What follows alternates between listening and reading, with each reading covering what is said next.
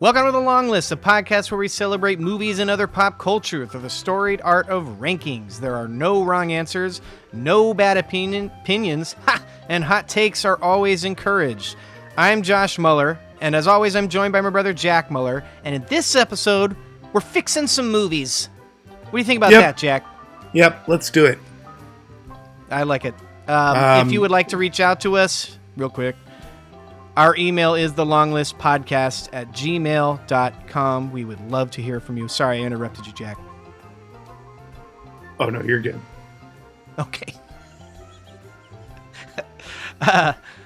So, yeah, like we said in the intro, we're doing a little bit something different today. Something we discussed in our 2026 wildcard beginning of the year pod. We're aiming to fix some movies. These movies are all movies that we like, sort of, to varying degrees, but all movies that we believe that we would probably love if there were some key changes. Should we give I'll just give the three movies in question, yes? We're fixing three movies today. We're fixing all right, the three movies in today. question. Yeah. Signs from 2002, directed by M. Night Shyamalan. The Curious Case of Benjamin Button, which might not be fixable, from 2008, directed by David Fincher. And last year's 2025, A House of Dynamite, directed by our gal Catherine Bigelow. Potentially also might not be fixable. But we're gonna give it, the old college try. Benjamin Button is easily my most, maybe potentially doesn't need to be fixed version. I think we're gonna disagree hard on that. I got a lot of notes. Just throwing that out there. Honestly, it's not great. So we're going to fix these movies as best we can. Jack, why did we choose these movies? Okay, so we chose Signs because we've brought it up before. Our Aunt Dee Dee historically didn't love our take on Signs and was like, how could you not like Signs? And we were like, we'll let you know. We'll do a whole pod on it. A, B, C, D. Exactly. We should probably clarify, at least for me, Signs is the movies I like the most out of these movies. Wow. And for me, that's because, hold on. Yeah, it's not particularly close. You're for me, the Signs things that are above Benjamin Button, like far and away, many ladder rungs up. Yeah, that's right. For Signs in particular, like a lot of it I really like. I get what they're trying to do, and then everything around the edges just doesn't work if you ask like two questions. So that's kind of why. And also, I guess we should say we started this off by saying let's fix Signs, and then you're like, well, let's do a couple movies. Let's really wild out with it. And I was like, all right, great. Right. So this could be a 30-minute episode, and it could be a 4-hour episode, depending on how. I have no idea what's going to happen. No, me neither. I have a hard out at 3:15. We're recording this on a Tuesday, so we have to get it in by then. But yeah, Signs is, there's a lot of things. We're going to get into it. I have a section of what we like about the movie, and feel free to add of each one. But Signs is, the things I like, I really like, and the things I don't like, it's like, man, you fumbled big time. Yeah. Sorry, I kind of took over that segment, so keep going on why we picked these movies. So, and then Benjamin Button, I like, and was nominated for 13 Academy Awards, and you don't like it. Yeah. Well, as we discussed in our last episode, or maybe 2 episodes ago, I don't remember now, the Academy Awards get it wrong, Jack, a lot. Well, it didn't win a lot of them. It just got a lot of respect, so that's fine. I guess. I think it got nominated for 11 moving or 13 on. And or then whatever. House of Dynamite was just a catastrophe. And at the start out, 30 minutes in, I was like, is this going to be the dopest movie I've ever seen? And then just wasn't. Very quickly changed. Just stopped. Literally. Stopped. It just stops. Yeah. So that's what we're dealing with. Quite the opposite of Benjamin Button. Which doesn't stop. What do you mean? It just keeps going, which is the worst part of it. Yeah. It keeps going forever. I feel like I'm in with Benjamin Button. I'm with exactly. Hang on, that's our second movie. We'll get there. All right, we'll get to the specifics. All right. So this is going to be a fun episode. We haven't done this before. We talk about this kind of thing all the time. I don't have too much preamble. We could we're going to do this in 3 different sections. Science is the first one. Okay, science. We're dealing with science. Let's start out with the good, first. Jack. What? Yeah, you don't want to do science first? No, I said let's go with science first. All right, okay.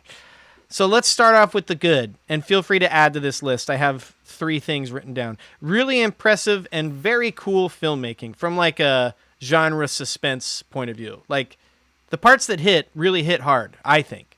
Yes. Do you agree or disagree? I agree. I think it is. Yeah, I think it's like a really good thriller throughout. Yeah. And very like Hitchcockian sort of monster movie. Yeah, it looks great. Yeah. Was this his film after Sixth Sense? Yeah. I think Unbreakable's in there.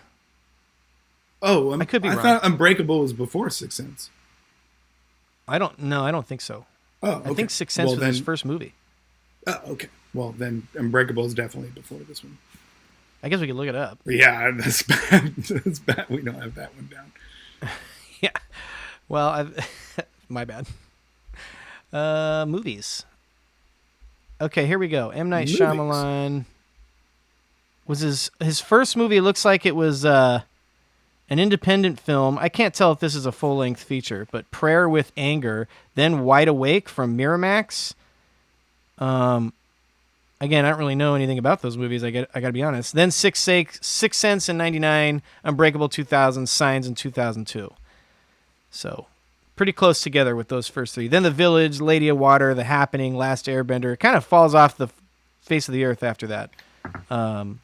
There's a couple like sneaky good ones that like, Yeah, how do you feel about cool. The Village? Not my favorite. The ending, I was just like, this is stupid. And then, like, when you watch it in bits and pieces on TV, I'm like, okay, I kind of get it. Yeah. It's kind of a lot of those, like, where the first time I watch it, a lot of his movies, I'm unimpressed, except, like, just because, like, we get to the ending and I'm like, that didn't really land for me. But, like, everything leading up to it, in pretty much all his movies, he knows how to do suspense, big time. Yeah. And it's fun to watch. So I would say, for the most part, I'm hooked throughout the movie, and then we get to the end, and I'm like, didn't land the plane there, guy. Except for, like, the select few. Did you see Trap, his new one? Actually, I have not. I kind of liked it. Yeah. Saw it on a plane, and I was like, oh, kind of dig it. Sick. But at this point, I've sort of made my peace with the whole M. Night Shyamalan experience. When he really goes for it, I feel like, maybe keep some of those in the chamber. And when he's just doing, like, a fun suspense thriller, it works more often than not, except for some of those endings that I mentioned. But anyway, right. It's a weird thing to have your whole career based on having a twist ending in your movies. I feel like he fell in love with that a little bit. He made it his thing. Yeah. So my number 2 note of let's start with the good, and this is kind of what we just talked about, totally suspenseful from beginning to end. He does the suspense thing great. And then my 3rd note, really great performances in Signs. The cast is really good. Mel Gibson is great.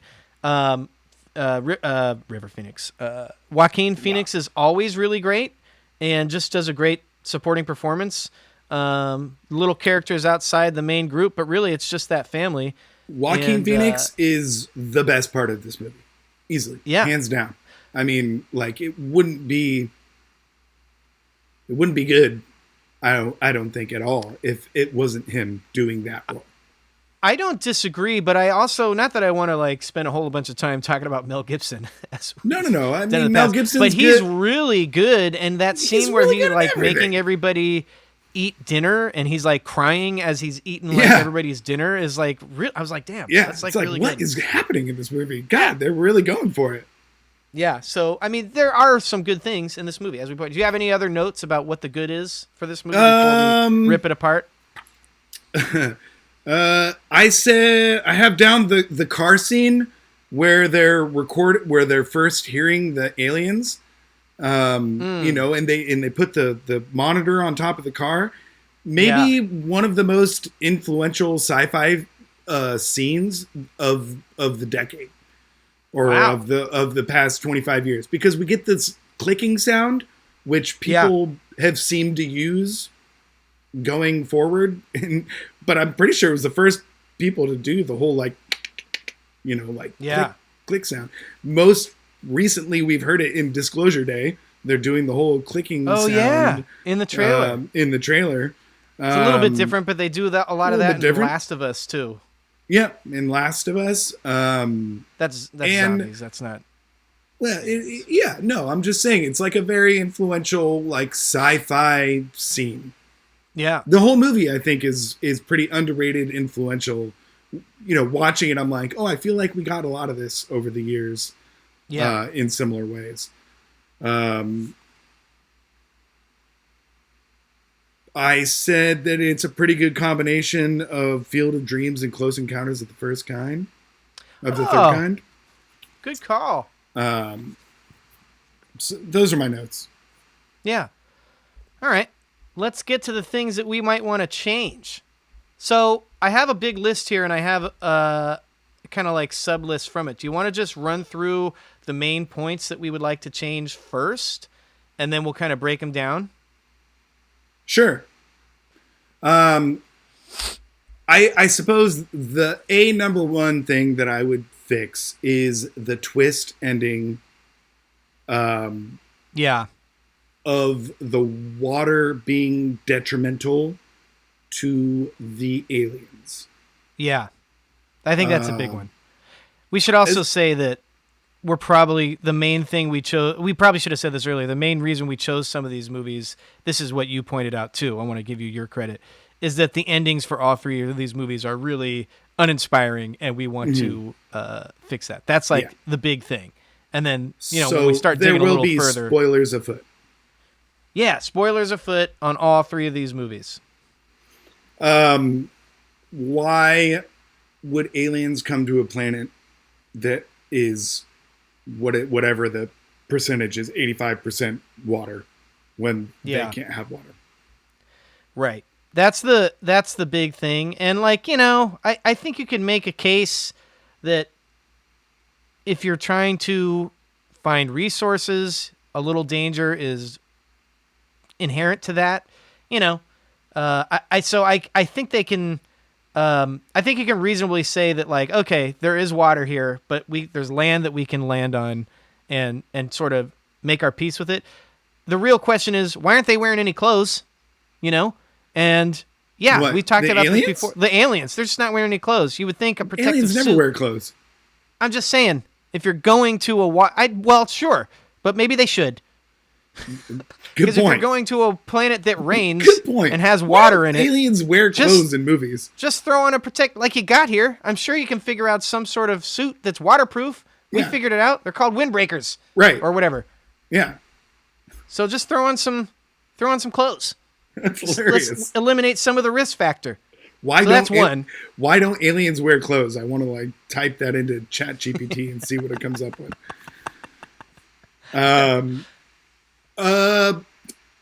Mel Gibson his character relies way too much on the information that his children are giving him.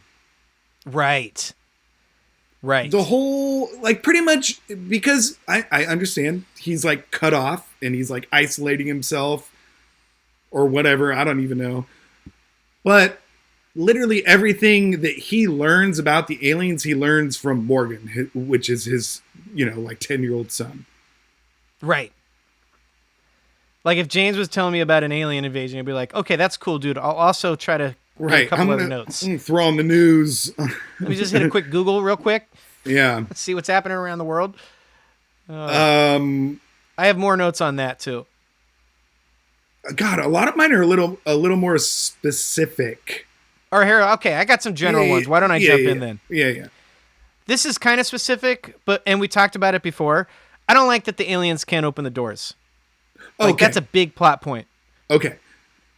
100%. Like, why can these aliens... Okay, there's this whole thing where they're like shutting the windows. They're hauled up in the house at the end. You know, they're like, these aliens are not getting into this house. This is like a 100-year-old house that is wooden and creaky and whatever. A strong breeze probably blows it down anyway. In the middle of nowhere. And these strong aliens, they can jump on top of the house and run like so they clearly 60 have miles muscle. an hour. Yes. Yeah. They can't get in. Can't get in. Even when I feel like there's a scene where, because M. Night Shyamalan puts himself in the movies, there's a scene where he's like, you know, M. Night Shyamalan plays the neighbor or something, and he's like, yeah, I trapped one in the house. And he's like, what? How'd you trap one in the house? Well, they haven't figured out how to open doors yet. They don't know how to open doors. Okay, well, on that note. Interstellar space travel, but the doorknob on that clearly note, turns. Homie knows that they don't like water. Right. So, like, M. Night Shyamalan puts himself in this movie. And in the one scene that he's in, he's like, they can't open doors. And they don't like water. He spoils his own twist. Yeah. And it's like, well, how do you know that, dude? And also, like, why are you spoiling your own ending? Right. Here's another one. So, we're led to believe this is a mass worldwide invasion. We don't know the scale of it. Maybe these are just scouts that are sent down to like figure some things out. Which they do say. We don't know what they're here for. They say. They do make a point of that people will send out scouts before. Yeah. So it could be that. The only reason this kind of, well, okay, part one of this complaint is, so there's an invasion. It just seems like a smash and grab job. Like they're sending in ground troops with no weapons and no clothes on just to like wreak havoc on some people on a farm. Aliens don't wear clothes, Josh. I know that you cracked that code, and I've literally never thought about that. But it's just like, no aliens. They're not carrying weapons. Ever. They clearly have some sort of technology to be able to have gotten there, but they're not carrying any weapons. They're just like running around. Again, what's the point of getting these guys on the farm? Like, what's the objective? I don't know. The only possible solution that was raised as to why they're here is like some random guy on a newscast said they're here to harvest humans, which, okay, let's take that at face value. Sounds and say, yes, they are harvesting humans. Right. I think we can figure out a more efficient way to, right. We can figure out a more efficient way to do this. They can't even get in the houses. Here's they've traveled light years. They've traveled light years, and they don't even. They got some cardboard up. I can't get in. I'm like, oh shit! This is a door. Here's the bigger question, Jack. If you're harvesting humans body composition is 70% water. What are they harvesting? They can't. What are we doing? Like, this is all stuff in the movie, just presented as like a paintbrush over it. On a planet that's 85% water, with humans that are 70% water. That can pretty well fight us back, Literally and also the worst they're also made of water. Ever. Yeah. Just it seems like the only thing they can do is that they're strong and that they have poison gas that comes out of their Not ribs. that Where's strong. All the weapons? Can't get through the. Where's all the technology? Yeah, right. Can't get through the slat dooring. Yeah. Anyway. So with regards to the ending, okay, the swing away bit is just so eye rolly to me, where he's like swing away. I forget Joaquin Phoenix's name in it. John, we'll call him. No, I don't know what it is. Obviously, they put that scene in the movie where the Mel Gibson's wife crashes and she tells him to say swing away, and he's like, I don't know what that means. And then at the end, it's supposed to be like this big reveal that he's saying swing away because his wife told him. But it's like, that's clearly just, you thought it up. What? Meryl. Meryl? Meryl is his name. Yeah. Okay. So they clearly just, how do we get this water all over? I know, we'll have Meryl swing some baseball bats and hit all the glasses. Okay, well, how do we get him to figure that part out?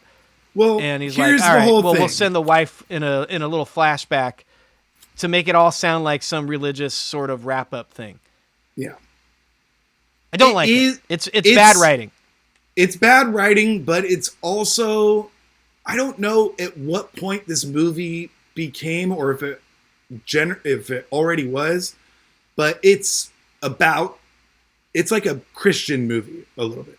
Yeah, very much so. If you look it up on Google or anything, it's called a faith thriller. Faith thriller. I have that coming up next, and that there is a demon theory that these aliens are not, in fact, aliens, but are demons. I don't know how you feel about that. I don't feel very good about it because there's clearly implied spaceships. Yes. Because they see the lights. There's like a thing where the bird runs into it because the spaceship is cloaked. I don't like it, but that theory's out there. Okay. Well, it's tough to speak on this part of it. I'll say the whole faith thriller thing kind of irks me a little bit because it feels not necessarily consistent throughout the movie. Right. Where at the start of it, it feels like he's grown from distancing himself from it. And then it ends up being the whole point of the movie. Right. I don't feel as consistent. Yeah. I agree. And I feel like you can have sort of an emotional resolution to your loss of faith by reconnecting with it without having that be like a major plot point in how you were able to defeat the aliens. Like, we don't need that to be the reason the aliens were defeated. You can still have that emotional resolution just by getting through the ordeal. You know what I mean? Yeah. Like, it doesn't need to be part of the plot.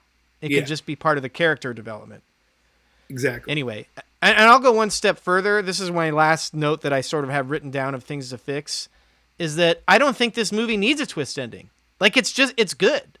We don't need to have this big revelation. We can figure out a different way to get the aliens out of there and just have it be a suspense thriller. You know what I mean? Like, we don't need the everything needs to tie in together. Everything should have been consolidated a little bit more in this movie. I think that's the number one thing. It should have just been people on a farm, aliens attacking. I 100% agree. That's one of my first fixes with the whole worldwide invasion thing.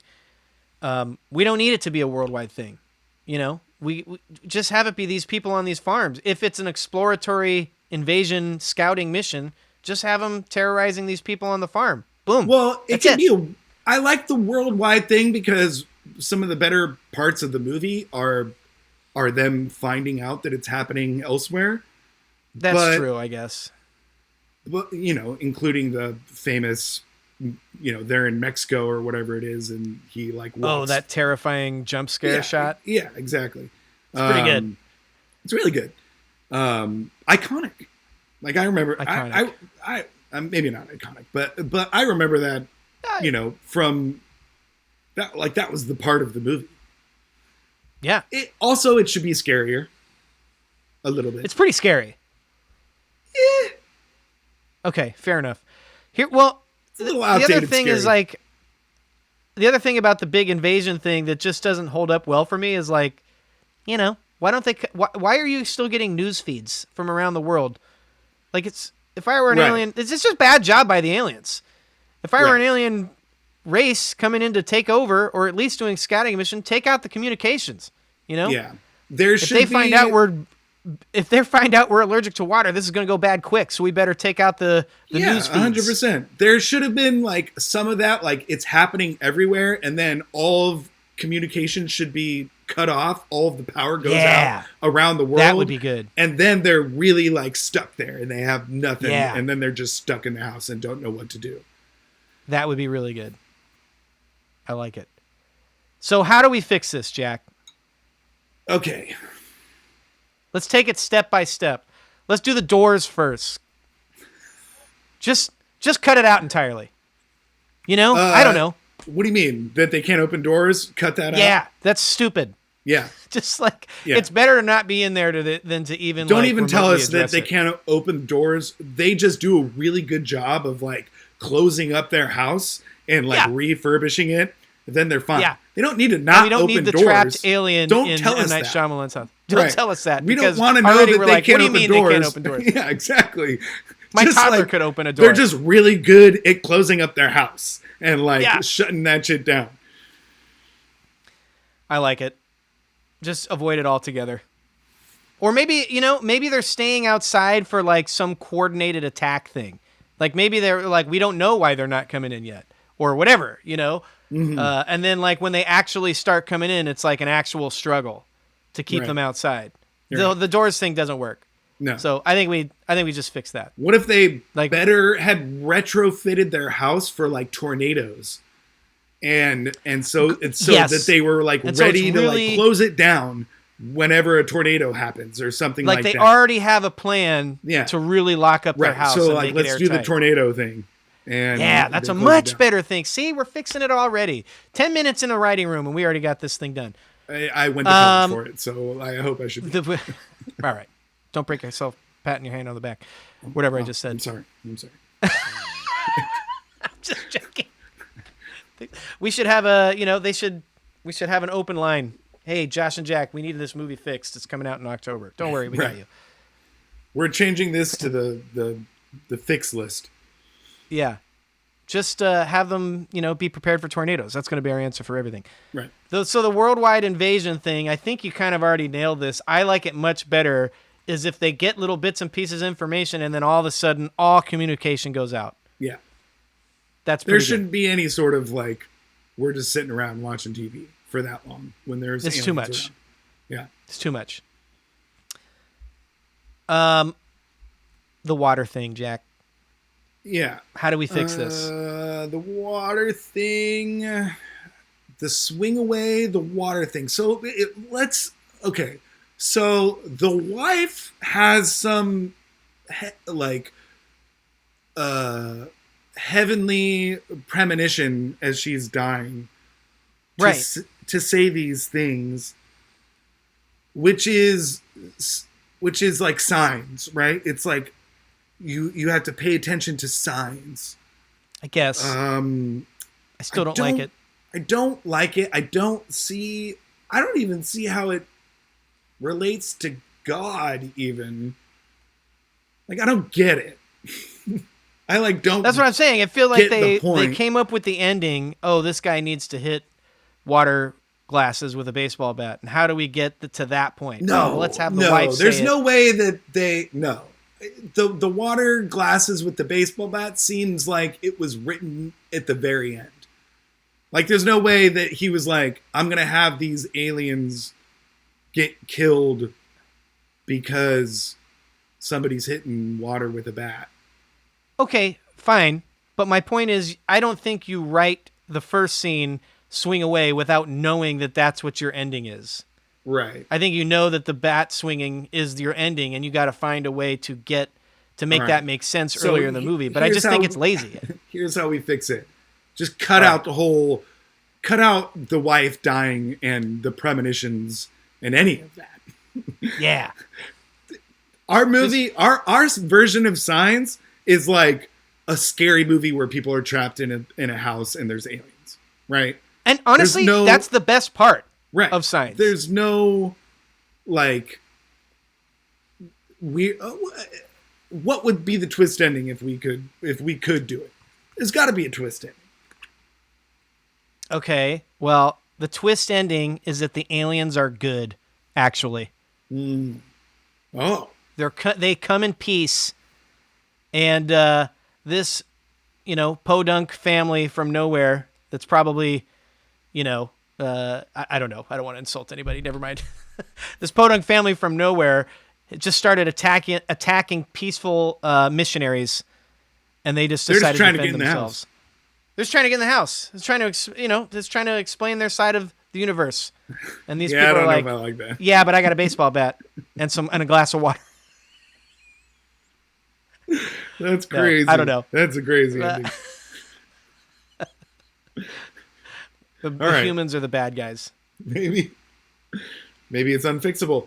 It might be unfixable. I don't know how we do it because the suspense is so good. The premise is so good, and the execution of the world, which many of it is not needed, is so bad. I just don't understand how you do all this and make the aliens so dumb. Like, I would rather know nothing about the aliens than knowing things about the aliens that is stupid. Yeah, they just make the aliens seem like really, really bad aliens. Like, how did they show up here? Like, how did those dumbasses get here if they can't open the fucking door? Right. And if they don't know to wear a jacket when it's raining outside. What if they're trying to get into the house because there's so much water around and they want the water? It's not bad. And then they get in there and there's just a bunch of glasses everywhere. And then all of a sudden it's like, and then they're like, and then they're like, oh, we got to kill these aliens. And they're like, she shouldn't have. Oh, and then they end up being good. No, I hate this. I hate it. It might not be fixable. It might not be fixable. We got to like really go back to the drawing board. I think there's a fine thing with like there being some premonition of like swing away and the water. I guess I don't hate it. I do. I do too. I take back what I said. I can't fix it. I just think the fundamental ending of the movie puts everything in a sour light. Like, I think if the aliens just left because the invasion was over, or maybe it's like some outside force that brings them over and the family had nothing to do with it. All they got to do is hold the line and not die. And then all of a sudden the aliens are gone and they don't know why or whatever, or there's some explanation later. It just doesn't make sense. I just don't like it. Yeah. Maybe we find out later that it was like a 12-hour operation and they lasted through the 12 hours and then the aliens just got out of Dodge. I like that. I don't know. I like that. I don't know, you know? I actually do. I think that's something that could be explored. Because, okay, the movie's about faith. It's about, like, looking for signs in the world that tell you that something is more important. Right. But the fact that the faith is that his wife said two really vague things or I guess one vague thing, and that his daughter had some affliction with water. I don't know. It's just not, those aren't signs, or like those aren't signs. Those are just lazy plot points. Like, if I'm a father and my kid's leaving water glasses all over the place, I'd be like, clean it up. I'm like, stop doing that. Put it in the sink. Don't do and if that. she's not going to do it, I'm going to do it. Yeah. And I'm not exactly Mr. Clean, but like, if there's water glasses all over the place, I'm putting them in the sink. So swing away is not going to work. Also, like, just beat him with a regular baseball bat. You know, that would probably be fine too. I don't know. The whole thing, it just doesn't make sense. I don't like it. I'm sorry, Aunt Dee Dee. It can't be fixed. We tried our best. The things that are good about signs are really good. Yeah. But the things that are bad about signs are really bad. It's very Joaquin suspenseful. Phoenix is really good. Mel Gibson, it might be his last normal, outing Great as a performance, human being. But doesn't really make any sense when it comes to. No. Bad job by the peripheral writing. Also, M. Night, get yourself out of there and don't spoil the ending and make it super obvious. Yeah. Doesn't even make any sense. He literally is like, oh, I've locked one inside. They can't figure out doors. And also, I don't think that they like water. He literally just says that in his one scene. That's it. Yep. It's like, okay. Thanks for showing up, dude. Spoiling your ending. It still doesn't make sense. Why do you know about it? And also, if the neighbor tells him, why is it important for the swing away scene? It's like, we got water all over the house. They just told us he didn't like water. Let me just throw it on you. Yeah, I got a hose. Yeah. I'm going to spray him down. Let's try that one. A bucket full of water in the back. Why even put all the hammers and why put all the like things over the windows and all this shit? Turn on the sprinklers. Just bring on. Yeah, exactly. It's a farm. There's plenty. There's certainly some sort of aqueduct or irrigation system. Irrigation system. Yeah. Also, they're like hanging out in the cornfield, and it's like there's got to be dew on those leaves. Stings. Rough. Get some rashes. Corn is probably like 30% water, and also right. Anyway, we tried. We did our best. Yeah. We got through most of it. I'm actually maybe on our surprised next, that we couldn't land on anything better than what we did. for the ending. I thought we were going to be able to figure out something, and I just blanked. I'm just like, I don't know. Pretty bad. Well, oh no, actually, I texted you when I was done with the movie. I just rewatched it. I texted you, and I was like, I don't think this is fixable. It just goes too deep. Morgan, the 10-year-old knows way too much. He's just given way too much up. And the whole thing is that all these signs that are kind of throughout that are telling the characters information that they know later just seems forced.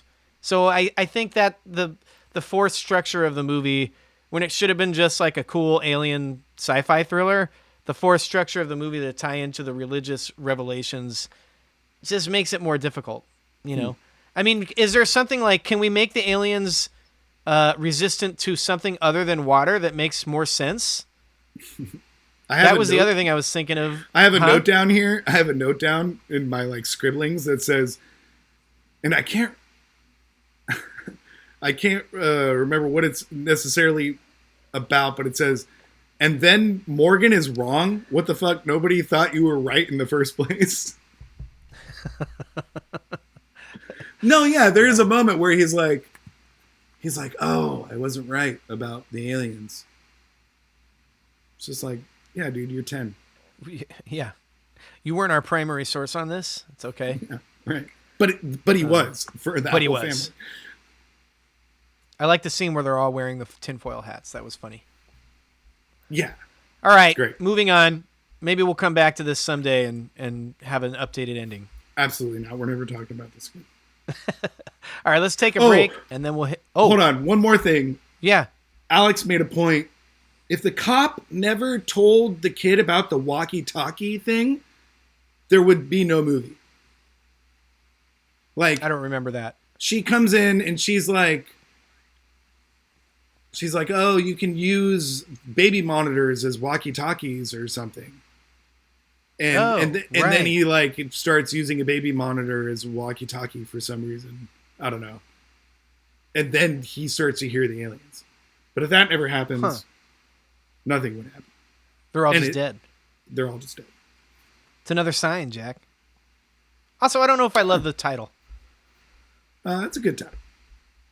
All right. Well, we're going to take a break, and we'll tackle another movie that probably can't be fixed, The Curious Case of Benjamin Button.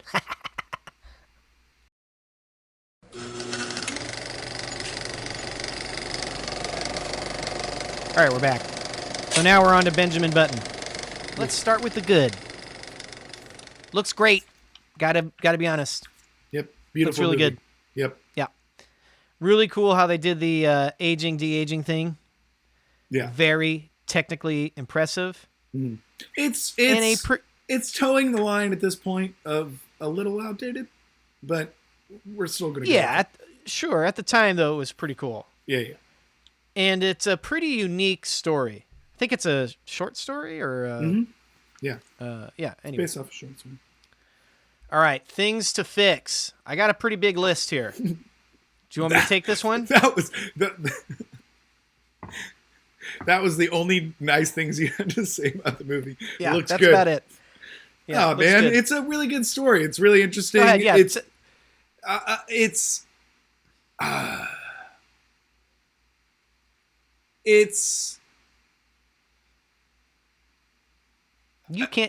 so bad you can't even think of things you like after my short list. It's not that bad. This past time rewatching it, I was like, damn, they really did kind of like lose the plot here, halfway through the movie. Yeah.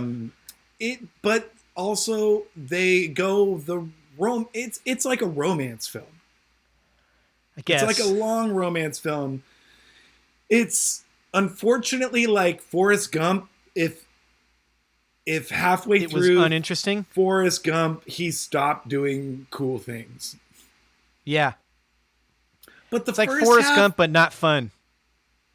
Well, the first half, I honestly was like, I turned to Alex and I was like, I'm loving this movie.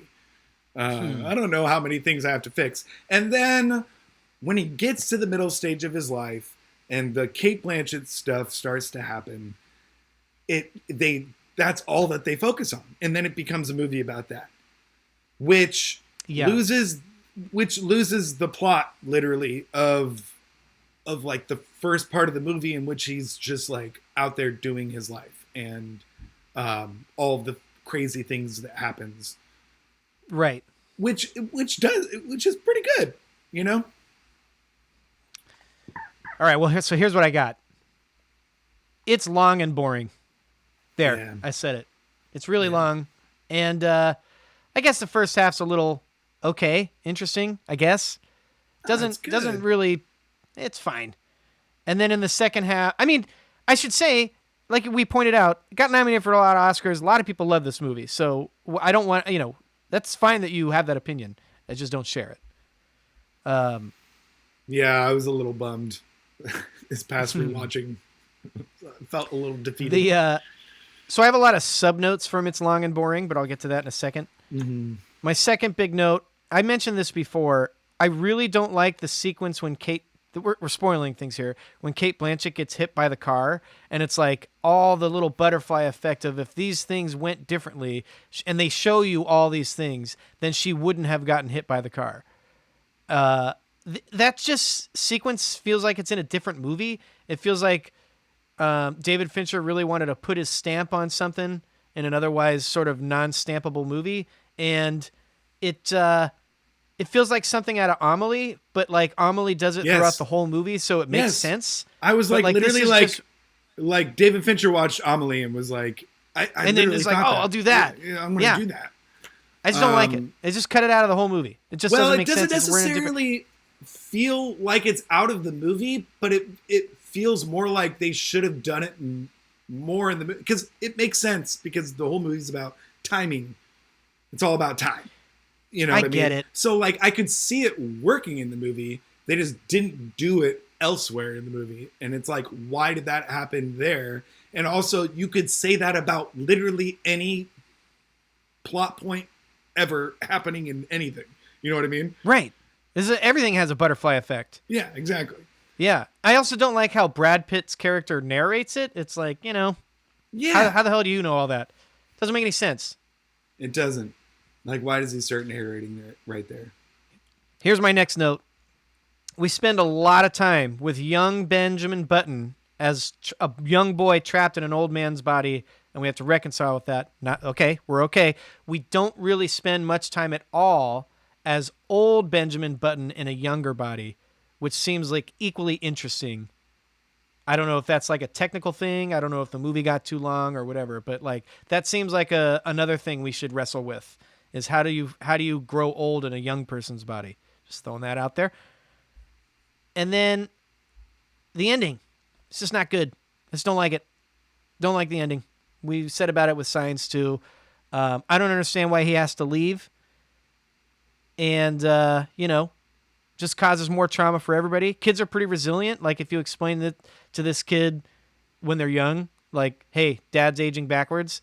Yeah, it's probably weird, but kids they'll believe anything you tell them in the beginning. And then she just grows up thinking that, and then maybe ask questions later. But better than not having a father. One of my big things is there is very little of Benjamin Button explaining himself, which maybe is like a thing.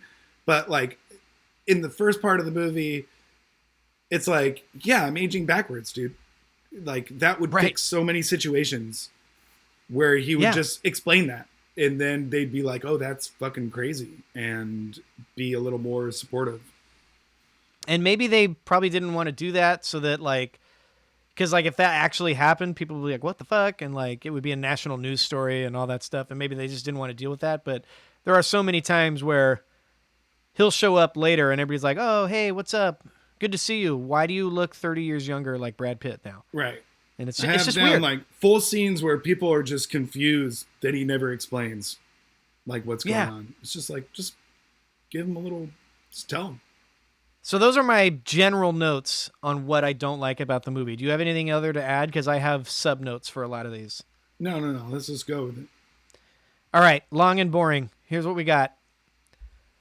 All the stuff with the daughter and old Cate Blanchett at the hospital, I don't like it. Just cut it. Plus, it's just cut it out. We don't need it at all. It's also weirdly juxtaposed against Hurricane Katrina hitting, which seems like we didn't need this sort of a thing. Well, I mean, I think that's like more of a zeitgeist thing, and probably David Fincher reading the short story and it taking place in New Orleans and the years that it was coming out, and he was like, I'm going to put this in there somewhere or something. I was thinking, it just seems like we don't need that, cool. Like who wants to relive that? Yeah, I was thinking it would be cool if like maybe the daughter was narrating, like based off of what she was reading, and then like halfway through the movie, then we like cut to, we find out that she's like the daughter in the hospital, like reading to her. Like we don't need the whole. Oh, that would be good. Yeah. And it's like almost like a, like a twist, not a twist, but like a reveal that, this is who is narrating to us this whole time. And then we get. Yeah, that's not bad. Another thing I thought about with the daughter, I'm going to jump later in my notes here since you brought it up. I don't know if this technically works for the timeline of the story, but I thought it might be more interesting if the daughter is taking care of Benjamin Button as he's growing older and turning into a baby and dying, rather than Cate Blanchett. Like maybe that's a different emotional thing, like connect with your dad at the end of his life and then take care of him as he's turning into a baby. Just throwing that out there. He's turning into a baby. Yeah. I don't know. The whole back half of the movie just could be reworked for me. So that was one thought I had. I also just say we kind of already touched on this. We got to pick up the pace or the tone. I said this is very Gump coded, but Gump is more fun and funny. Yeah. And I'm not necessarily looking for a comedy, but like we got to throw in a different wrinkle of pacing and tone. Honestly, in like the movie feels like a better version of Forrest Gump for the first half, and then it just like stops being that sort of thing. Turns into like a melodrama. The Tilda Swinton love affair goes on way too long. It does, yeah. It's good, and I understand. I kind of like that part. No, I like that it does part. Go and on the hotel too long. Is like really cool, and I like being there. But in comparison to all the other points of his life, it's like, why are we spending so much time on the fact that this is the first woman that he loved or whatever? Right. Pick up the pace. Here's another one with long and boring, and I just don't think you're going to be on my side on this, and I want to apologize in advance. I don't think Brad Pitt's very good in this movie. Well, he's CGI for the majority of it. Yeah. Right.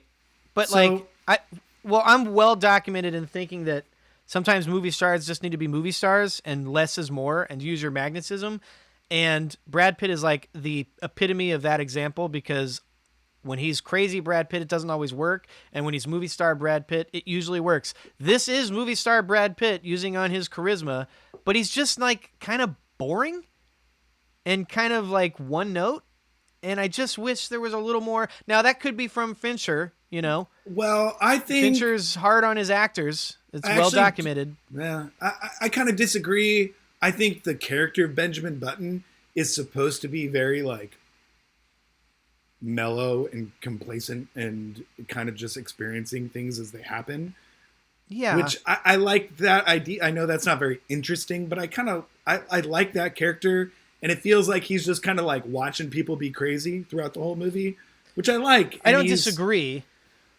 But, like, again, just bringing it back to Forrest Gump, not saying he should do what Tom Hanks is doing in Forrest Gump, but the same could be applied to Tom Hanks, but he's great in that movie, and he's fun, and I like hanging out with him. I just don't really like hanging out with Brad Pitt in this movie very much, except when he's, like, a little old man as a 7-year-old. That part's pretty fun. Yeah. How old are you? 7, but I look a lot older. I look a lot older. That's pretty good. The movie's great.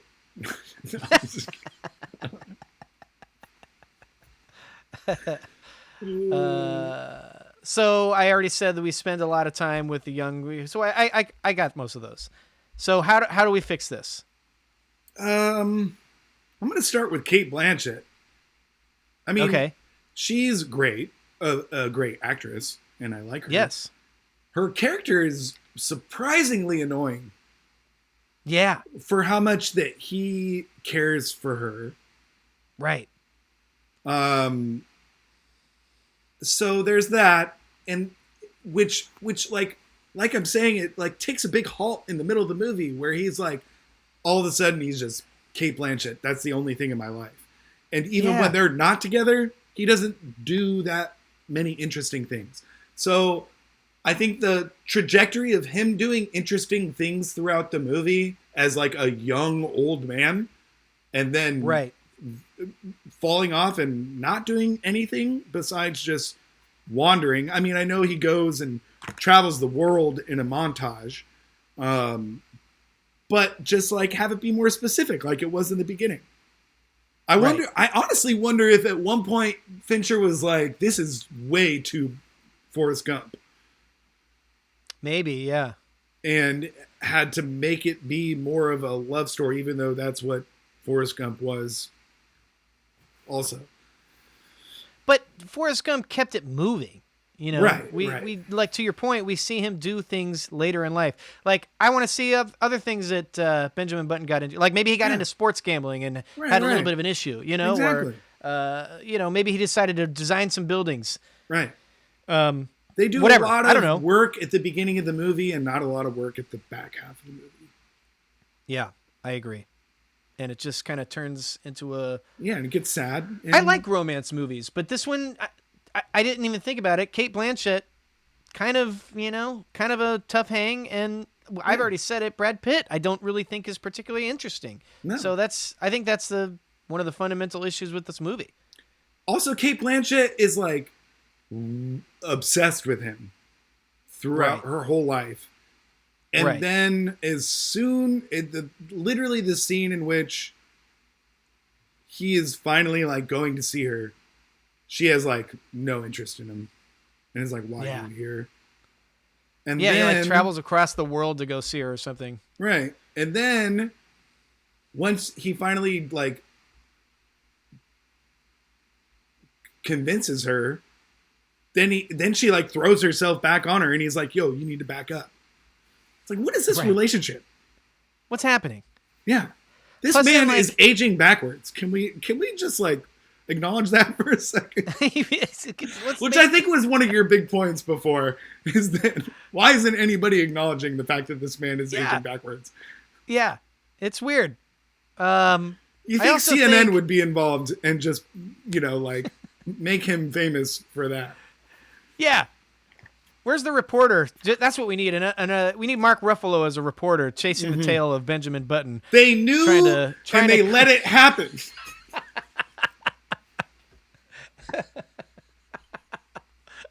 Oh man, that's your spotlight for the episode. There you go. We got it in. We got it in. You're welcome. Thank you. Yeah. So how are you fixing the movie, Josh? Well, first of all, I'm cutting out all the scenes with the mom and the daughter in the hospital, or at least reworking them. I actually really like your idea about her narrating. I do like that. I'd like to test drive that. Yeah, the daughter, yes. Yeah, the daughter should be reading the journal, narrating. We don't know why or who it is. And then we get that reveal like halfway through the movie. And then we get her in the hospital bed. That way it's not just like happening the whole time and we're just like, intersplicing we gotta, it. like, it's like, come on, we gotta pick it up. And we start off with that. I literally, my first note in my notes is rough start. It's a rough start and a rough finish. Yeah, it's just like, it's so interesting. Why do we need to start in this hospital bed in modern day times? Just like make the movie. Just make it. Also, we don't need like a little preamble. Between Forrest Gump, which does this, and Titanic, which does this, you think Fincher would just be like, I'm not going to have somebody narrating this man's life from afar, from olden times. You think he would just be like, I'm just going to... Like, it's very un-Fincher, honestly. It's like a bad I think call. the whole movie's unfincher because he makes cool movies, and this is not like a cool movie to me. Like I don't have fun watching it, and I'm disinterested, and I don't. I would say probably the same thing about Mank as is like his other movie that I don't really like, which are his two like most widely lauded movies at the Oscars. And he's one of my favorite directors, but those two movies are just like kind of a nothing pill to me. Even though I probably should watch Mank again because everybody really loves it. But everybody really loves this movie Mank's too. lame. It's boring. It's boring. Yeah. So I think we fixed the first scene and all this daughter stuff. Fair enough. I don't really have an opinion. Pick up the pace. That's a big one. I think these characters need more distinct character arcs. And I don't think everybody needs a character arc in everything. We actually just watched, so we're recording this episode is being released a little bit later, but, we're recording this a day or two after, Robert Duvall passed away, and it was Lily's movie night, and she was already picking this anyway in succession, but we watched the third episode of Lonesome Dove last night, and let me tell you, didn't have to fight it, but, what? Just I'm going to land the plane on this. Just settle down. No. I'm just saying Lily picked the third episode of Lonesome Dove for a movie. Well, she's been picking Lonesome Dove on her movie nights. Yeah, when we were watching it in Hawaii, she was locked in. She's locked in. Yeah. And I was talking about the movie with everybody last night, or the episode, and those characters don't really have character arcs for the most part. All the main characters pretty much in the same spot when the story begins and the same spot when the story ends. So I'm not saying, and that's my favorite piece of fiction of all time. So I'm not saying you have to do it, but if you don't have your characters go through significant character arcs, you got to nail everything else.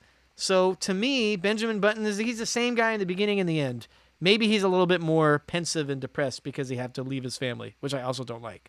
But Cate Blanchett's character, at least in my memory, kind of the same. Like, she's not really changing. The accident obviously changed her a little bit, but I don't really feel like emotionally they're different people or have gone through a big emotional change in the movie. So I would probably insert some sort of different character arc. Like, I don't know, like he leaves his family at the end of the movie and it's a decision that's made really quickly. And then he's just like, see you guys later. I'll just, send you a postcard every now and again. And just goes on living his life, which we also don't see. So, as like a handsome young man. Right. Yeah. So maybe we need to, do something with that. Yeah. Even though the movie's already too long. Also, the whole movie, I'm like trying to do the math, but like when you're born as an old man, you don't know how old you are as an old man. You know what I mean? And I'm like, oh, he's like 10 right now, but really he's like 80, or is he like 90, or is he like when was he like born? How much time we got left? Yeah, exactly. And then like he meets up with Cate Blanchett for like a second in the middle. Doesn't she like ages? Doesn't she have sex with him too when she's married to that other guy? Or am I misremembering? What do you mean? Like for the first time? I feel like he leaves, right? And then she gets married pretty quickly to like explain the daughter that she has. Maybe I'm misremembering this. And then he comes back and don't they sleep together? Maybe I'm wrong. Yeah, but they've already gotten... I'm just saying, like, extramarital relationships, not good. Let's not play it up like it is. All right, Josh. The man was aging backwards. I'm just saying. You made your choice. You left. You don't get to they all made choices. Dip your toes back into the water after that. Well, I think he left. He did. No, I mean, like, before, like they were relatively romantic together, and then he bounced because he was like over it or something. Doesn't matter. Whatever. It doesn't matter. There's a problem with fixing these movies is I don't know them like the back of my hand because I haven't watched them 100 times. Because if it didn't need fixing, I would have watched it 100 times. I've watched every other Fincher movie 100 times, except for Mank and Alien 3. I don't like that. I don't like this movie as much now. Yes, we got him. You're such a jerk. Is there honestly, a better person than Brad Pitt for this movie? No. Can I interest you in Johnny Depp? No. Okay. Just seems weird like he is. I really like Brad Pitt in this movie. I'm happy that he goes for it. Okay. And can I interest you in Ethan Hawke? No. Okay. Just wanted to talk it out. Brad Pitt is perfect for this movie. It would be, honestly... Hard disagree. Honestly, I think you would hate it more if it was anybody else. At least we've got Brad Pitt in there just being handsome. That could be. He needs to be like the most handsome person. I think that's true. Overall, I think the faults of this movie, and I hate to say this because he's my guy, but come from the director's chair. I just don't think he got interesting performances out of both of these actors who are really good. And the movie just has a lot of flaws and is paced weird and is not fun. Like, even Fincher at his most depraved is still pretty fun. Like, I still enjoy watching those movies. Yeah. I like this movie a lot. I mean, like, I liked the first half a lot. Yeah. I really love him going. I love New Orleans as being the center point. We don't get a lot of New Orleans movies, and just watch Deja Vu. It's way better.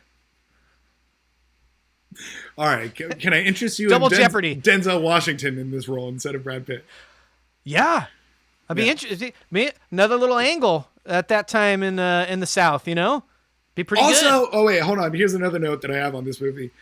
When the baby is born and everybody's like, this is the most ugly baby ever, it's just like every baby is ugly. You know what I mean? Immediately they're like, this baby is horrible. And it's just like, it could just be like a wrinkly baby. You don't know that it's going to be like, they literally show him and it's just like, it's just like a wrinkly baby. It's just like not that bad. It's a little wrinkly. Right. Also, what if it has a condition? Why are you just totally ripping on this kid? Super upset. Yeah. Everybody hates this baby. No, but that's actually a part that works because Queenie, his mom, is not like that. You know what I mean? And she's great. Yeah, that's true. That also might explain why they don't want to tell people he's aging in reverse. I love their relationship. I love her in this movie. I love the scene where he comes back finally. I think the Brad Pitt thing needs to happen because he needs to, like I said, he needs to be like a very attractive, normal looking person for this to work, where he's just like this ugly old man at first. And I think this is another thing about the Brad Pitt performance is it's CGI, and you do get like you said, the majority of the movie is him as an old, tiny little man, and we get a lot of stuff from him. We get a lot of juice from that tiny CGI Brad Pitt version. You know what I mean? It's one of the more convincing parts. And then when he becomes like older like normal aged Brad Pitt, he becomes a 2x4 saying lines. Yeah, then he's just like, oh, hello. Yeah. That's what I mean. To your point, everything really kind of falls off the end after the first half, because even though I'm not the biggest fan of Brad Pitt in this movie, most of the earlier stuff is pretty entertaining. Yeah. So, did we fix it? I mean, essentially, pick up the pace, cut out the daughter stuff, or redo it. Redo the whole thing. Yeah. Have some interesting things in the second half of the movie. I honestly think that's the biggest part, is that he needs to go on and do some crazy stuff in the in-between times of him being like a younger man, old man. What if Mark Ruffalo, who we know as the reporter, is following him throughout this whole time? Stay with me. And he tracks them down with his young daughter and Cate Blanchett, and he's like harassing the family, and the thing's going to blow up into this thing, and he's like, you know what? that guy's chasing me. I gotta get out of here. So to save you guys from the worldwide Wait, the young daughter story. What are you talking about? The daughter that grows up, because he leaves. This is another one of those big things. Is he leaves when his daughter's like 6 months old or like a year old, because he's like, she'll never understand, so I have to leave now. And it's like, well, A, that's stupid. Yeah, B, it's stupid because you literally have time everybody else before your daughter's in your life understood. Yeah, everybody Just else is explain fine. it. Kids, Also, explain it. Just explain it once. Just literally say it once. He never is just like, once. oh yeah, I'm aging backwards. Right. I'm just trying to get Mark Ruffalo into the movie in the back half. That's all. Yeah, I like it. So, Mark all Ruffalo, right. reporter. He's the reason why he has to leave. I know. It might not be fixable. It's fixable. We might be 0 for 2. No. This movie is right there. It's just, I guess. It's all over the place. I literally think, honestly, my biggest theory now after talking this out is that Fincher was like, this is way too much Forrest Gump. I need to do something else. But nothing else happens. And then he makes it a love story. I get that. But come on. I say no, thank you. All right, we're going to take another break, and then we're going to go on to a movie that neither Jack nor I like. I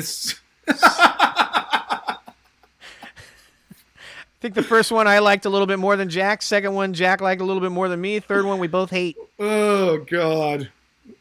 We're going to be 0 for 3 for sure. Fix the Movies ? Is going to be the title of this podcast. Yeah.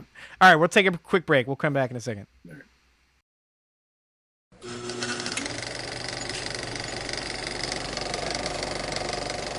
All right, we're back. House of Dynamite, Jack. House of Dynamite. This is a tough one. Let's start with the good. Really cool premise. Got to be honest. When I heard what this was about, I was like, okay, I'm in. Sounds good. I love process movies, and this is like a cool process movie, I guess. Trying to be. Mm-hmm. Next note I have, first section is great. Wait, hold on.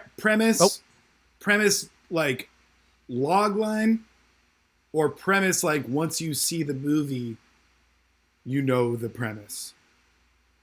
Whatever. Log line. Yeah. Okay. We should say that this is the newest movie on our list. Came out last year, and we're going to be spoiling it. So yes, fair warning. Don't worry, there's logline, not much to spoil. Nothing happens in this movie. Right. The United States is under attack from a missile, and we got to fix it. Incoming.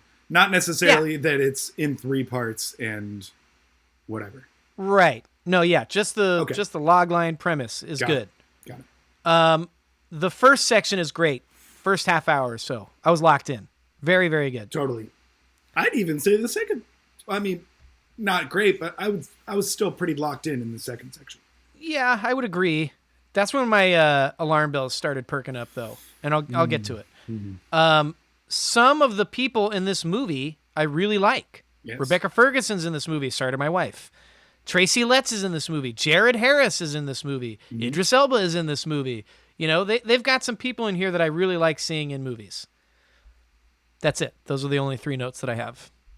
Yeah, it's like totally riveting for, the pace is extremely good for, I would say, the first 2/3.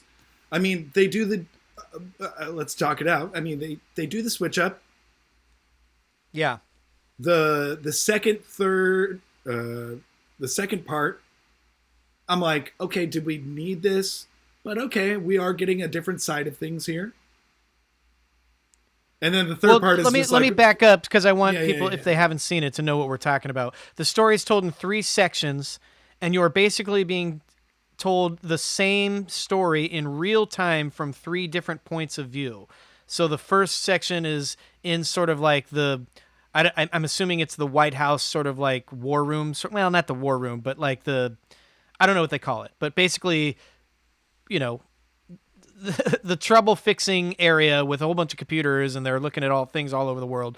The second section is from, don't really remember, some sort of thing like that. The task force has been alerted to a situation, and they're trying their best to fix it from their angle. Second section we get is mainly from the military's aspect of this, and everybody's on a conference call, so you're seeing bits and pieces from every section, Right. and you're seeing some things over again, but Yes. each section is from a different point of view on that conference call. And the Right. second section is from the military angle. And then the third section is predominantly from the presidential angle. Am I remembering that right? Yes. Yeah. Correct. So it's told that's the structure of the movie. Yeah. And when I don't know, when I was watching it for the first time, I was like, do we need a second perspective on this thing that we saw? Like, you see a lot of stuff over again. Yes. That's, I think, that's my first note. From the first part to the second part, you're experiencing a lot of it again because you're on video conference calls with these people and then you're seeing them. But they do a pretty good job of that. Like, you do learn. I would say things. I agree. I said my alarm bells went off because my first note is the revelations that happen with each successive section of the movie are kind of a letdown. Like, this is a structure of a movie that I typically like. Weapons did it earlier in the year, although not quite as tight because it wasn't. Part of this movie is that this is happening over 30 minutes, and so you're getting the 30 minutes from these people's angles, then the 30 minutes from another people's angles, But those sort of structures typically work, but I don't really feel like I'm getting a lot of new information from each section, which is kind of what you touched on. So I like the second section, but we're not getting a lot of new Tracy stuff. Letts. Mainly because of Tracy Letts, who I always like seeing in movies. Yeah. Yeah, he's great. So, also, by the way, Tracy Letts, the physical media king. Let's just say that. Insane. If you don't know, he's an actor and a playwright and a writer, and he's known on at least in our algorithm, Jack and I, for collecting tons of physical media. He has like 11,000 Blu-rays. My guy. Yeah, very impressive. So I always like seeing him in movies, even if I didn't think he was a good actor, which I do. But his section doesn't give us a lot of new information. So that's when I was like, okay, what are we doing here? What are we doing? And then the third section just falls apart. Again, gives us really no new information and is extremely boring and bad. I'm just thinking about this movie, I'm just like upset. Yeah. So I have a couple ways to fix that, good. but I don't remember. Oh, it's a great score. I believe you. Yeah, it's like totally suspenseful and everything you would want it to be if this movie was working. And then it's just like, it's just not. So another note for me that doesn't work is that some of these top level people seem to be either emotionally or actually incompetent and sort of impulsive rather than trying to get to the root problem of it. Again, I saw this once. This is what I remember. And we're like relying on I don't know, like lower level aides that seem to know everything, whereas the top people don't. Now, some of that's like a chain of command thing, because how are the top level people going to know everything? And they're told several things by other people, but it just seems like this is like a really big deal, and everybody has a sort of deer in the headlights kind of a thing. It's like, we got to focus up and get together on this, Yeah. I don't know. Which might be really love that kind of the point, though. Like, yeah, I do think a lot of this movie is intentional. It just didn't land in the way that we want. Like, I think it's supposed to be a comment on the, like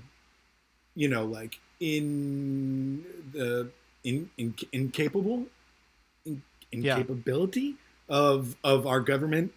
And I think it's supposed to leave us like hanging. Like, it was very intentional. We haven't even gotten to the end, but I do know that it was intentional to like leave us like that, being like, where do we go from here? Like, what happens if these things truly do happen? I don't know, but doesn't work. I have two more notes on things to fix. The Idris Elba performance is bad. I think he was miscast, but you could also just argue he was just bad in the movie. And I really like Idris Elba, but he just was not good. He wasn't good. I almost bring it back to the directing. I mean, Like, he's a good actor, and Yeah. I honestly think I feel like he's played a president before, but like he Maybe, I don't seems remember. like it.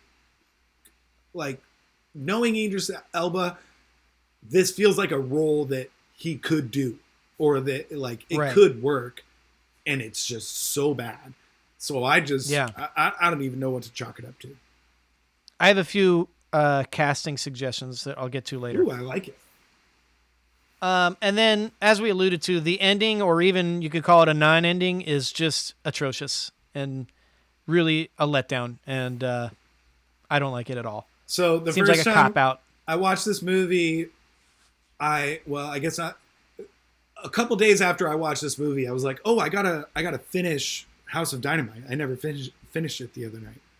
And then I put it on and like was watching it. I was like, "Oh no, I've seen this," and then it just ends, and I was like, "Oh no, I definitely watched No, I did. this. I actually did watch it, watched and the it whole wasn't an thing. ending. There was no ending. Yeah, It just stops. The movie literally it just stops.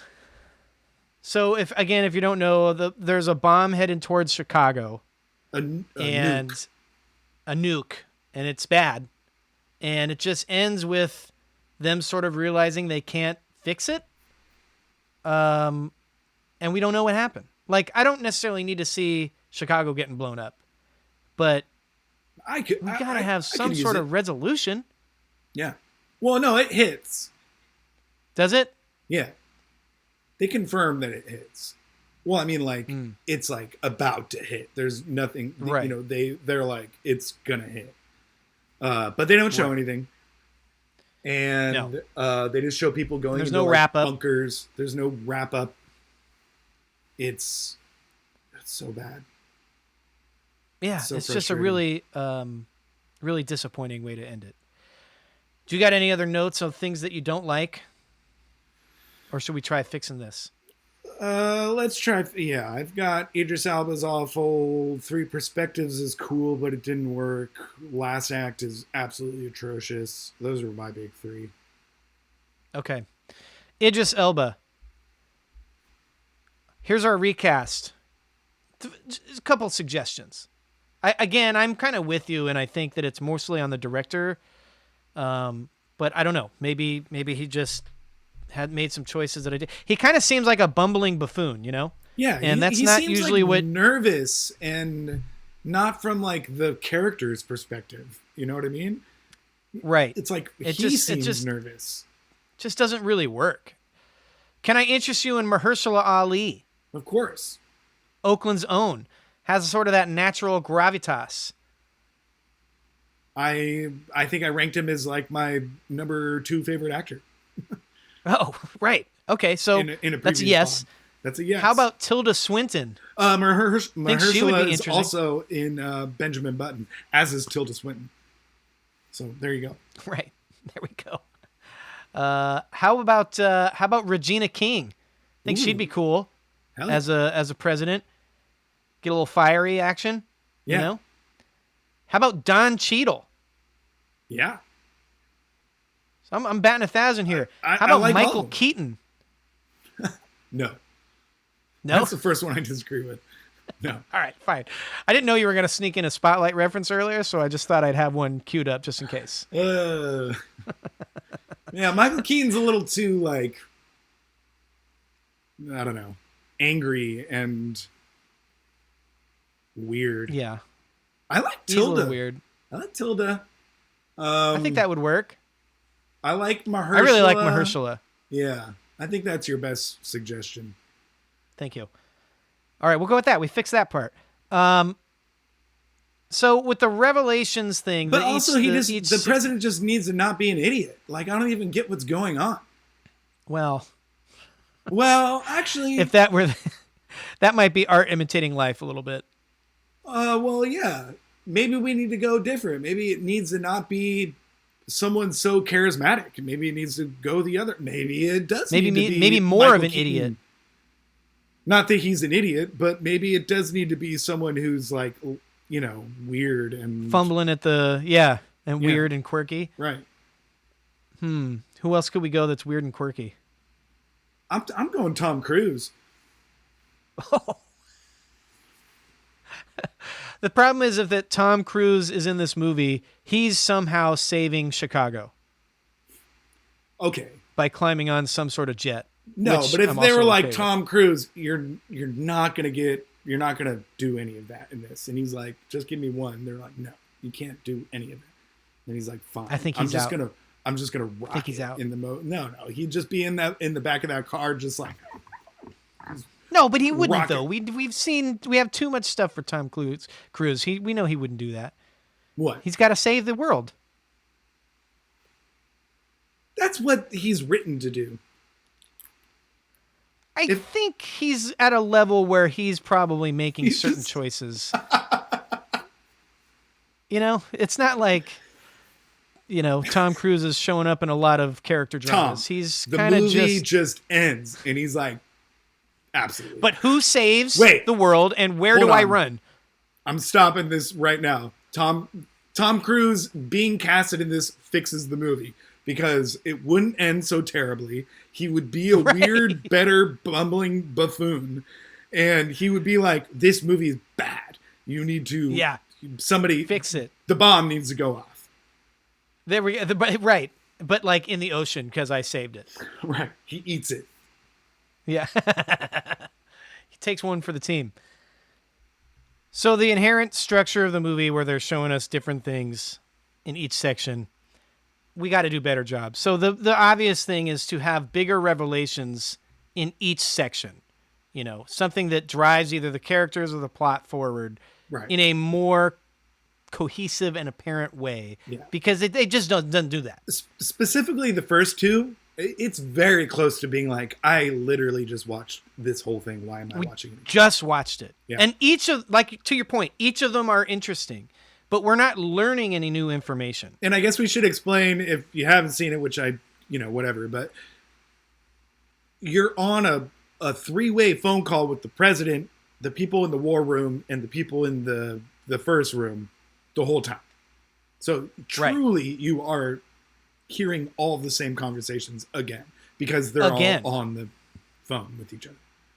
And you're just getting like small things in the background of people telling those people different things. Tracy Letts is on the phone. Tracy Letts is like talking about basketball. Yeah, baseball, but yeah. Oh yeah, baseball. He's talking about he's a Mets fan in that, which is funny. Which is kind of poorly written, also. Yeah. So we either got to do a better job with that, or another thing I thought of was like, let's not do that. Let's just like start it earlier in the day. Start the movie earlier in the day. Work our way up to it, and like.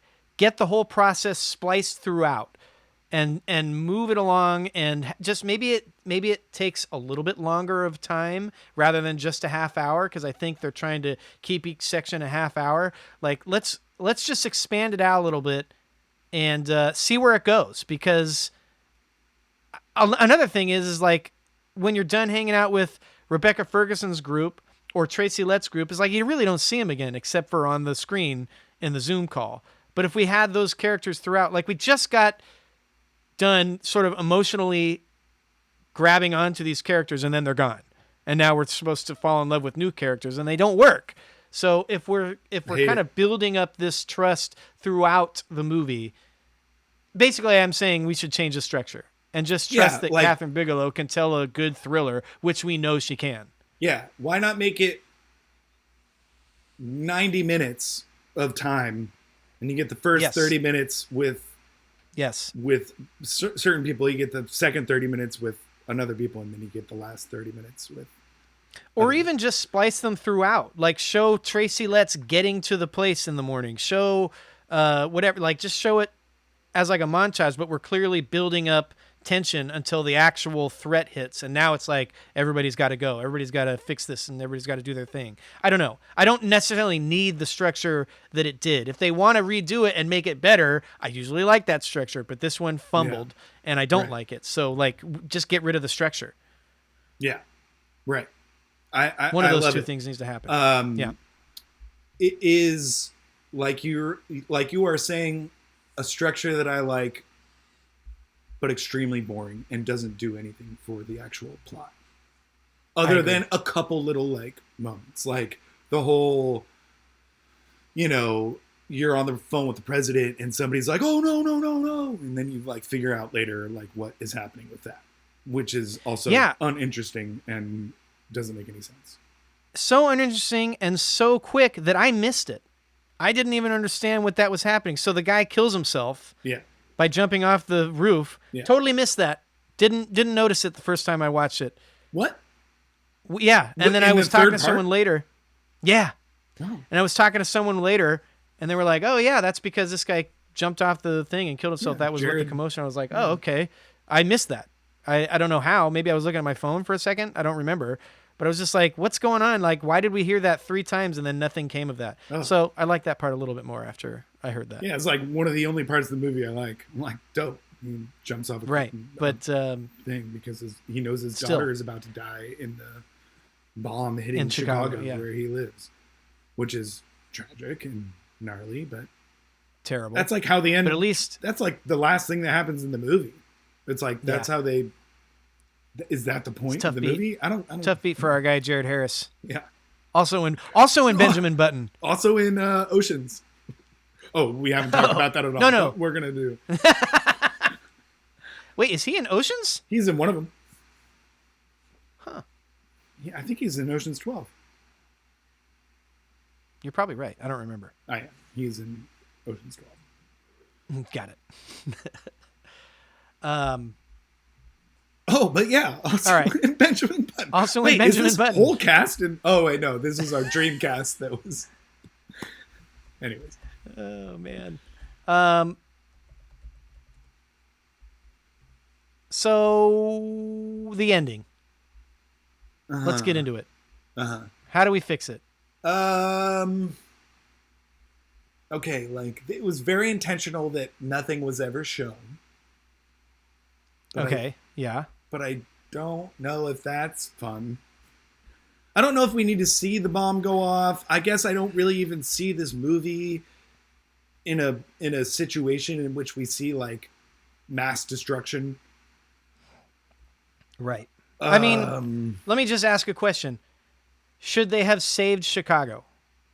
I know that's like a wrap it up in a bow sort of an ending, but I don't know how much I want to see Chicago getting blown up, but I don't want to see just people being upset at the end of the movie and then it ends. Mm. Would it have been better if they saved the day?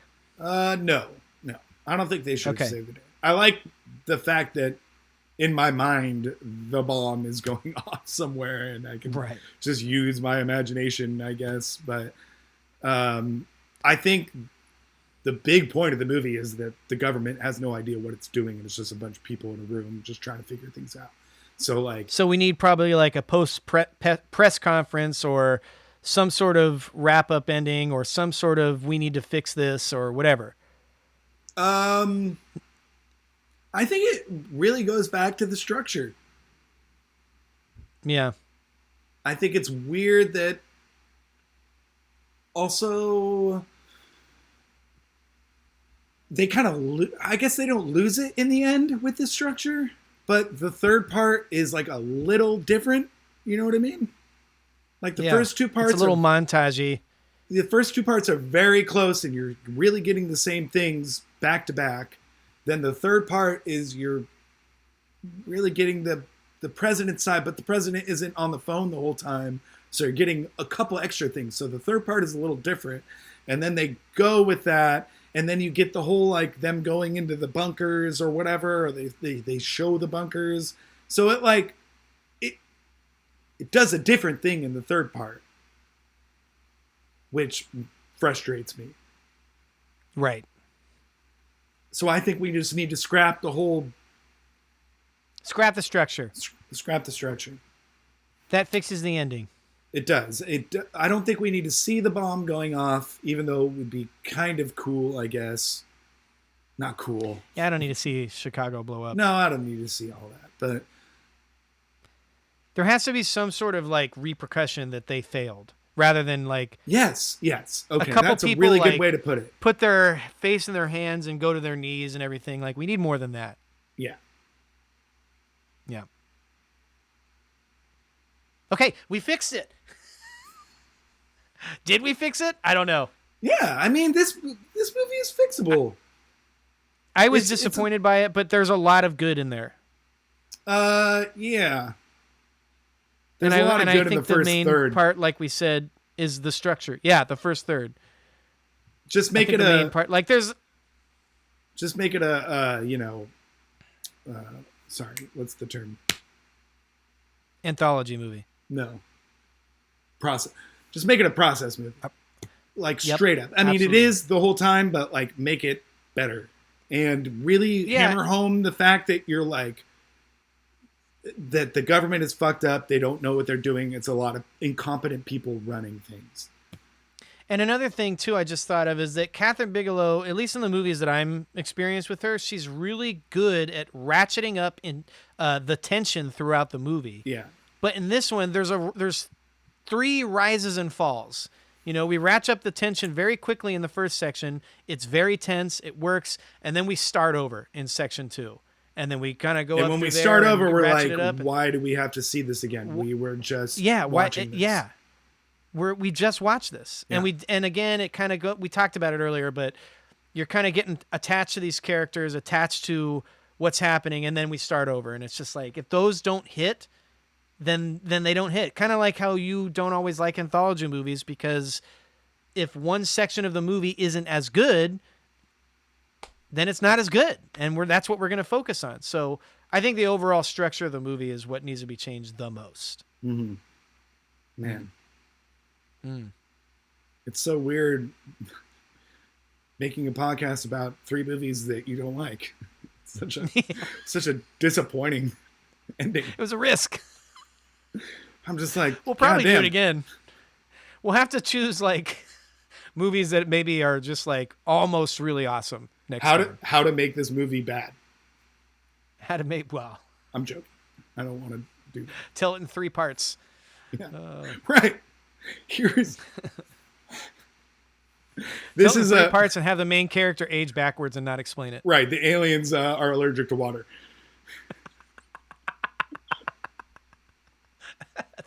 Nobody can open doors in the whole movie. This movie sucks. We've got Disclosure Day coming out, which is Spielberg's first sci-fi movie in a while.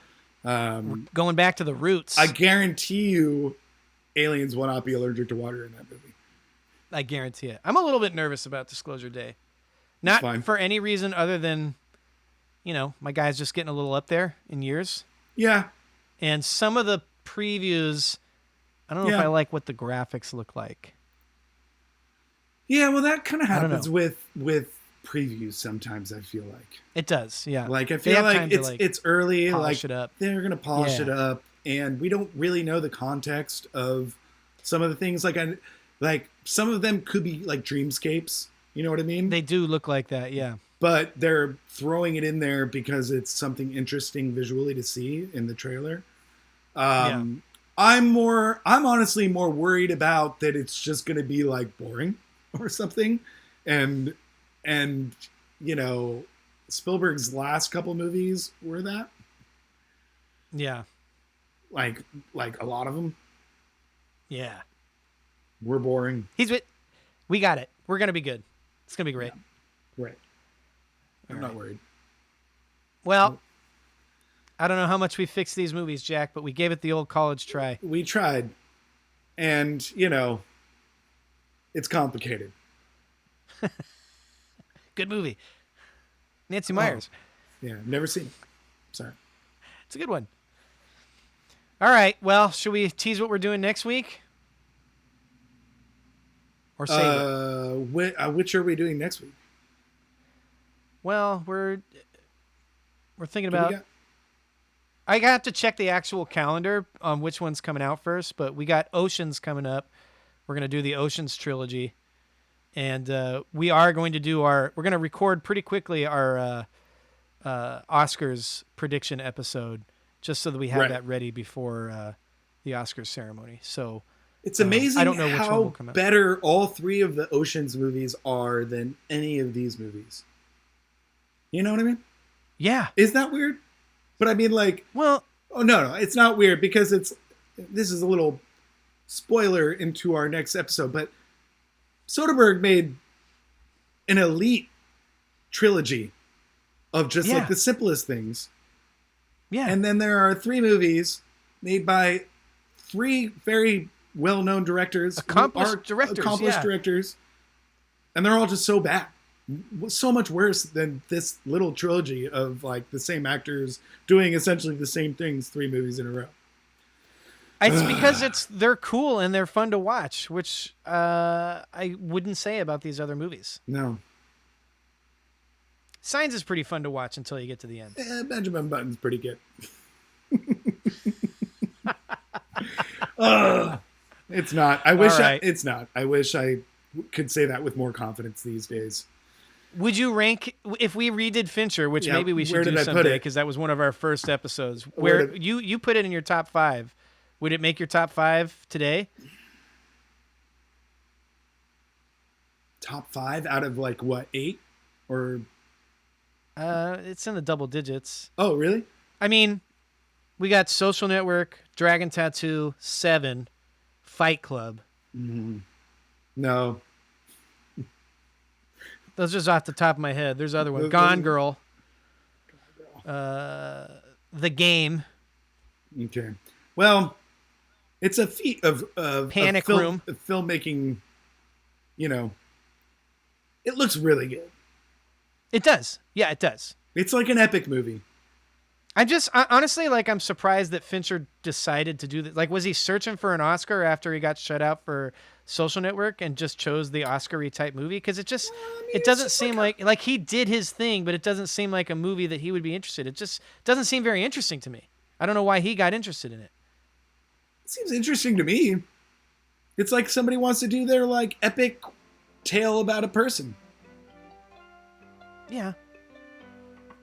He was like, he looked at Zemeckis and he was like, I got you, bro. Yeah. Well, but he didn't. He didn't. So, anyway, just stick to creepy thrillers. Yeah. And damaged people. Yeah. I guess Benjamin Button's pretty damaged. All right, we got to wrap this up. Okay. Jack, thanks so much. Thank you, Josh. We'll see you soon in the next one. Yep. Thanks for listening, everybody. Yeah.